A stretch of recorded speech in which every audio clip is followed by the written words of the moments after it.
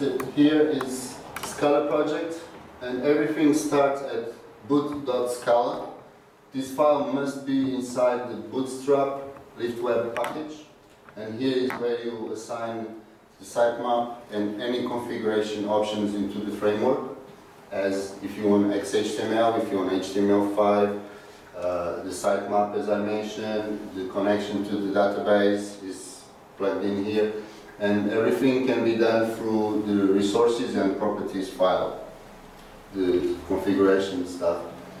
The code is a package where you put the code, but this can be any name, can be anything. You declare on the, I'll show you, this is the boot. So this is a boot file. I don't know if it's very readable.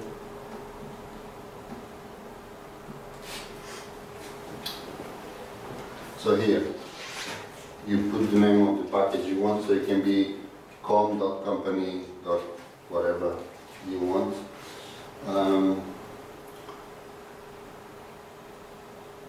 So this is Squirrel record connection. Do you guys know Squirrel? Yeah. So it's one of the ORM-ish stuff in Scala. So this is all the connection stuff. So it's like, it's development. I would drop and create a scheme every time I start the application. If it's production, I just log it. It's not so interesting. So this is how a sitemap looks. Alright, so we have declared a menu. Menu.I means it's international, like the localization available. If you don't put the I, it's just English. This is the path on the, and here you can say the group of the menu. So I'll show on the template that I will display the links only for this group. Okay? And the hidden means we can hide the link, for example, if we don't want to be available for some reason. And then you add the sitemap. So what exactly is this boot Scala file for? It's where you put all the configurations. So when you start the JVM with Lift will come to this file and we'll look for configuration options. We'll look for the database connection and the connection pool, if you have one. You will look for encoding what kind of file, if it's HTML, XHTML. You can have rewrite rules. So if you have a path, for example, you think you have some application which the subdomain is the username, right? So you have username.application.com. You can rewrite that in Lift so that it will become application.com query string where username equal. So all of this can be done here, added here. Obviously you can add the code outside, so in this package, and then insert it into the file. See if there's anything else interesting here. Yeah, right. So I'll show it can be stateless for REST stuff or anything at all. And in this case, we can add.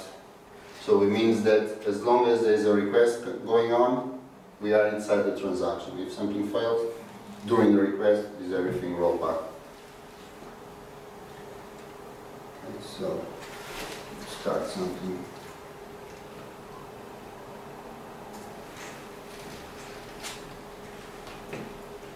There's also a very good library for Bootstrap. A lot of people are into that. Okay, so one other thing. One thing Lift is isn't good as, but it's quite good, I think, is for example with Play or with Rails or Django or other kind of framework. You just code, go to the browser, you refresh, and it's everything very fast. With Lift you can do the same, but sometimes the SPT is stuck or something. You can use JRebel to load the class files, and you can also, what this does is, if you guys can see the bottom, the last one, starts the container, and every time you change a file it restarts the container. reloads the container. So if you don't have JRebel, this is a sort of good way to avoid waiting too much time during the compilation process. Right.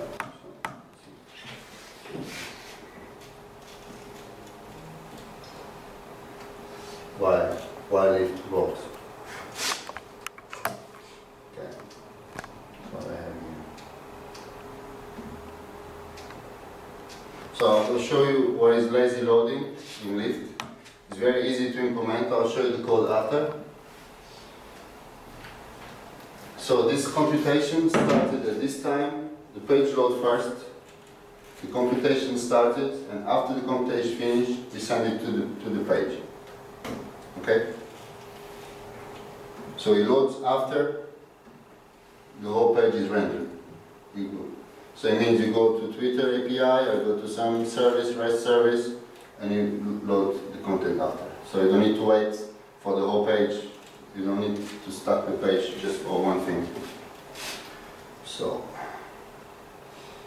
start here.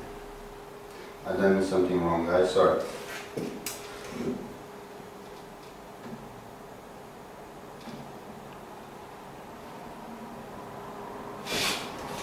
This file, the files inside templates hidden are sort of wrappers for the template, right? So, and within the wrapper, let's see if I'm seeing this right.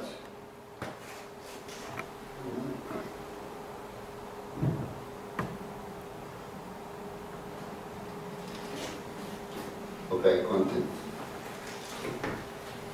So this is named default, and the ID where we're going to put our content is called content, the ID, right, guys? So when I load the index page, I'm going to surround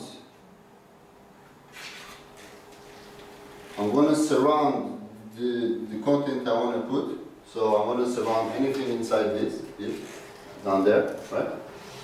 And I want to surround with the template hidden default, right? So we have the template hidden default into that div with ID content, yeah? So we can build the pages with small pieces of HTML and put them together like that. So for example, on the default page,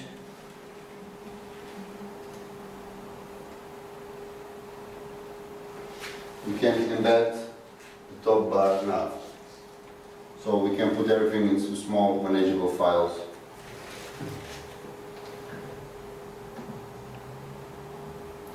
Okay, now let's start. I don't know how to show you guys. Okay. So how do we put the data into the template? We use something called snippets. Okay? So when Leaf goes through the templates, he's going to look for these snippets. Snippets can be created using this data HTML5 attribute, data-lift. They can be created with a class equals lift colon and then the comment name. So the snippet name, in this case the snippet name is called comment, and it has an attribute clock. I will explain this in a moment. So what this does is it's going to look for a comment snippet of the type clock. Let me show another. And another example is what I was explaining is here, class. Instead of have this format, you can also have this format. And other formats are available, but which means, for example, for you as a developer, you can just come to the template, stick this in, and your designer will do the rest in terms of coding the front-end stuff, and you later will just add the content over there. How do you do that? Let's start with the hello world snippet. So this is our snippet, hello world. And there's two options I skipped, sorry. You can have the method name you want to display the content, use to display the content. If you do not have any method name, it will be Lift will invoke the method render. If you don't have, then you have a problem. So now, the nice part here is Lift has a concept called CSS selectors, right? So this is like jQuery selectors, CSS selectors. So which means we can ask to our template inside the snippet. So right, so inside this snippet. So this is a snippet, okay? So inside this snippet, I want to get the ID time, right? And I want to replace its contents. So as you would do with CSS, normal CSS, you should check the ID time. This asterisk means replace the contents. If you do not put asterisk, you will replace the whole time, which is also usable. And then you just add the date, for example. It can be anything.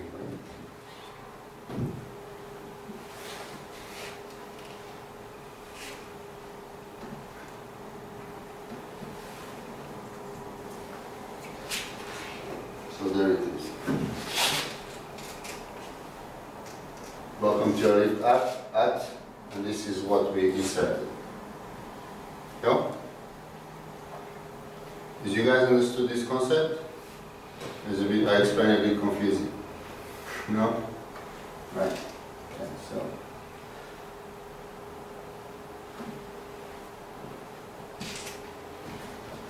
so to introduce just quickly the comment stuff, which is very strong in the Lift world. So Lift comes with built-in snippets, right? So we come with the framework to help us do our job. So one of those snippets is called comment, right? And we give them the type of the comment. It's called clock, right? So what we do into our package comment, see the clock. Okay. And when we get, alright, so we render, we load the page, and this extends comment actor. So we load the page, we have a comma actor instance inside our HTML, and on the server we can do anything and keep pushing data to the client all the time. So in this case, we have just a case of a tick, just an object, and every time we send a tick message to this actor, right, we update the HTML with our render method. We can have partial updates. We can use HTML helpers. Come here. In this case, it's the set HTML comma. Yeah. So what happens is every 5 seconds, this time gets updated. And you can use this, for example, sometimes you use cron jobs to do some background work, you use some message queues to do some background work. With Lift, a lot of this stuff can be avoided. All of these extra technologies can be avoided.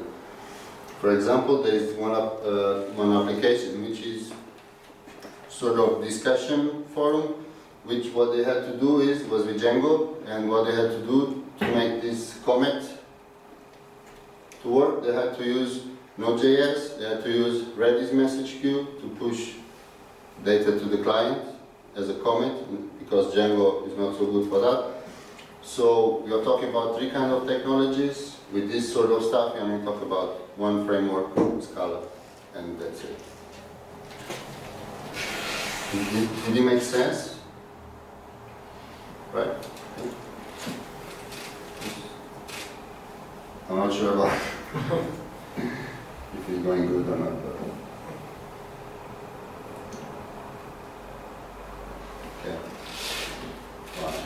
change the name and title. One other built-in snippet or attribute in this case. You have a normal snippet, right? But you tell it to calculate it in parallel. So what you're going to do is going to take as threads, few thread is the right name, and we'll calculate the stuff in the threads, and after that we'll give you the data. Right? So imagine you have a lot of different computations, like you go REST service A, you go to REST service B, and it can all of this be done in different threads while the page is being rendered. Okay? So it means this is done while the page is rendered. It's not like lazy loading, which is done after the page is loading. One other built-in snippet is the embed. I think I showed earlier. And this will pick up this piece of template and insert it here. So you have a lot of already built-in snippets for useful things. Like if you want to do the lazy loading aspect in any other framework, you would have a lot of extra work most of the times. With Lift, you don't even have to write any JavaScript for it to happen. And Lift has support for jQuery and YUI. And if you want to add support for any other JavaScript library, I think you have to write a dozen of JavaScript methods to make this work. Let's see where else. Well, I was shy to put this here because every Lift example has the shot. But just to show at least my understanding of it.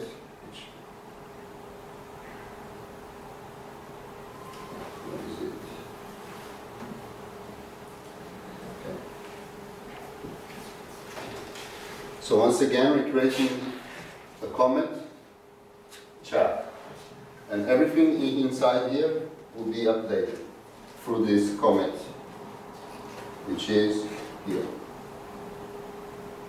on the top chat. This is another Lift built-in snippet to create Ajax forms. So you just put form, give the snippet form, the method Ajax, and this becomes an Ajax form. Okay, you don't have to write any JavaScript for this to work. The JavaScript and Ajax and stuff, things like that.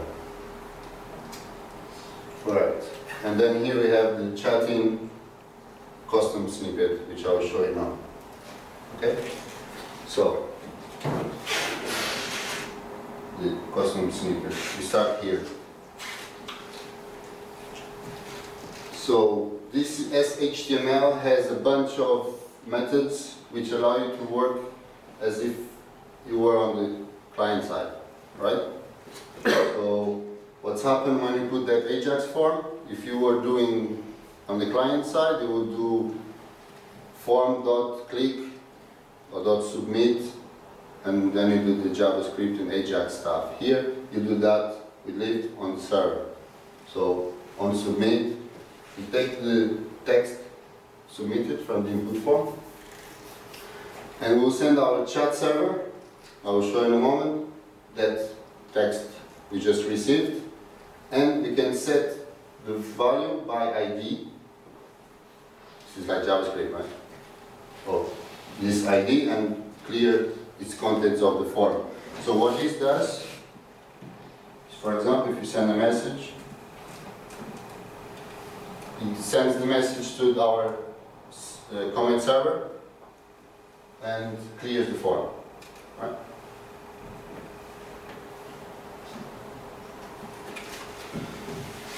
So our chat server has extends the Lift actor, which has some extra stuff, then the Scala actor and a listener. And there's two methods we have to implement. One is the priority of the message. You have low, medium, high priority. So if you get a lot of message, you can sort by importance. And every time something happens, you send this, you update our message back. So that adds the string we received from the form, we add it to our vector, and we send it to our listeners. Yeah? For that.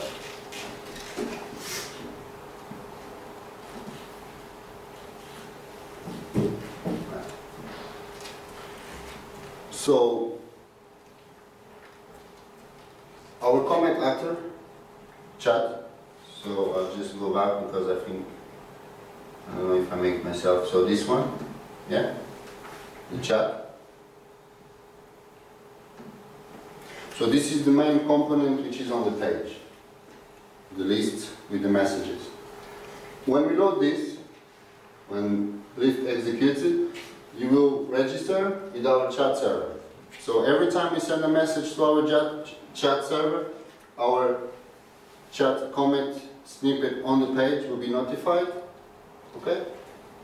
And this is also the same, so you receive the message, you get it, receive your actor's message, then you re-render. What you do, you clear is just a helper method to clear a class name clear, and which can also be written as hand then, and we replace. Okay, Lift does implicit conversions and takes the list of messages, it automatically creates a bunch of lead types. So this is better than you write, for example, for messaging messages like I used to do in Django, which is what I'm used to. Anything else here? Right.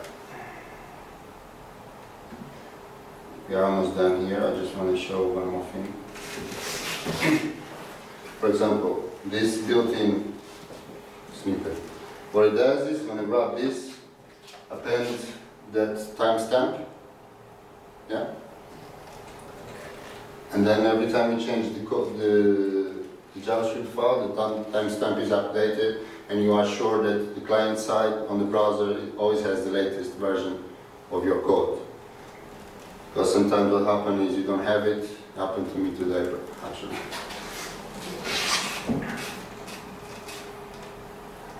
I don't know if there's anything. Alright, I think rest.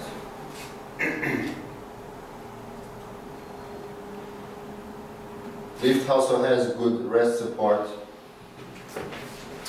For example, on our boot, when we start the application, we tell Lift, make me a stateless way of dispatch the requests, right? Just, I want this to be stateless, there is 0 state. And you can append a REST object which extends REST helper. And it's very easy to understand the REST stuff. So what this does is it serves API/version1/ something. The something can be an ID. And the ID must be of type int. If it's not of type int, we don't recognize it as a valid URL. So we just pass it through, which means you can have type safe REST support. And you know that you always, and this is a few helpers, has int, has long, etc. And you know when you come here and you go to my persistence find by ID, you get the right type to look for stuff. What's happened in most applications, you get a string or something like that, and then you need to convert to for the right. Another thing interesting you can do here, you can, for example, have here. For example, you can have a type, a block type, and you specify the apply method, and you give the name, and automatically you have an instance of your blog, for example. So we try to post.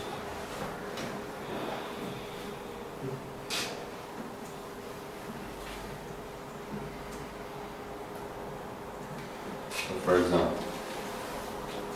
And automatically, if you have the right unapply method, you have access to a post instance here.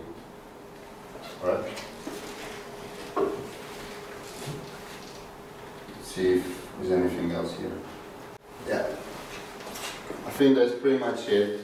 I think I was too fast, but it was the first time. You know.